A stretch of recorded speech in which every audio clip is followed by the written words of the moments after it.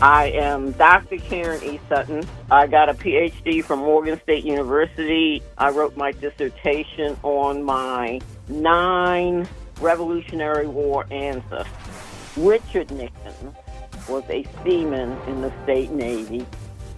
He sailed to Hampton with Pollard on board the galley Hero under Captain Philip Chamberlain's command. He served for 18 months aboard the Hero in Hampton Roads and on the adjoining coast. The Hero was a row galley 90 feet in length. Its hull consisted of oak wood and the decks were yellow pine. Pine trees were abundant in that area. The ship carried 2 cannons, one 18-pounder and one 24-pounder. Those are the sizes of the cannon. Then Richard enlisted in Lancaster County as a private in the State Navy, and again for 18 months he served aboard the Tempest. Captain Pollard was his recruiting officer. Nathaniel Nickens served as an ordinary seaman in the Virginia State Navy for 3 years, first aboard the Dragon and later on the ship Tempest, commanded by Captain Seeley Saunders. 2 years later, in 1779, while on the Tempest, Nathaniel, Richard, and Hezekiah were given 3 gallons of rum, which was considered a 60-day supply. The Navy ordered the Tempest repaired on May 4, 1780, and the Dragon to defend the coast at Hampton Roads, and the adjacent water. On February 17th in 1781, Captain James Maxwell of the State Shipyard wrote the governor to say that the French fleet had arrived. At the time of their arrival, Maxwell was preparing the Tempest for battle. He planned to sail when he had raised enough men for a crew at Williamsburg, but unfortunately in 1781, the enemy captured the Tempest off Hood's Corner, which later became Fort Powhatan on the James River. My direct ancestor, Amos Nickens Jr., served aboard the sloop of war, the American Congress, for 3 years to substitute for his father, Amos Sr. He was a seaman there from 1778 to 1780, and the Congress was the flagship of Commodore John Thomas Coucher's Potomac River Fleet in the Virginia State Navy. It was a vessel of 110 tons burden. The Congress carried 14 carriage guns, some 6-pounders, some 4-pounders, and 2 9-pound guns.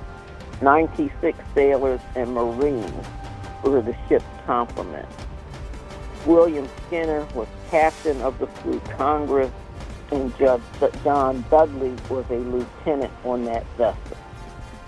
Dudley served for more than 3 years until the Navy laid off the Congress on June 1, 1780.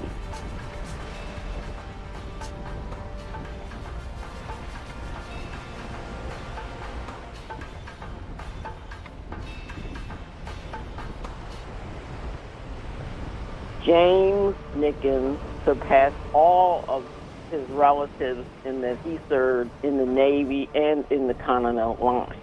James enlisted in the Virginia State Navy on July 19, 1777, and served for 3 years combined on board the Tempest, the Revenge, and the Hero. After that, he immediately went and enlisted in the Continental Line.